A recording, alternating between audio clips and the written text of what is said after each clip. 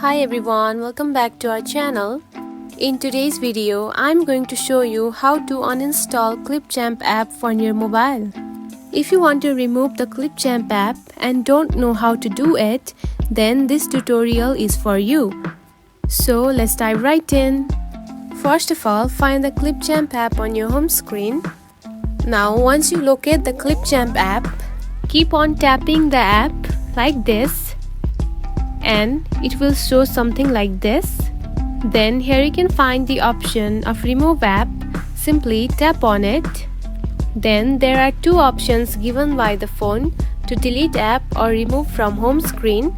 We need to uninstall the app, so tap on delete app.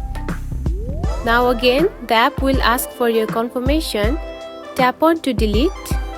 Then you can see the Clipchamp app has been removed from your phone. And that's it. Now you have successfully uninstalled the Clipchamp app on your mobile phone. If you found this video helpful, don't forget to like and subscribe for more tips. Thanks for watching.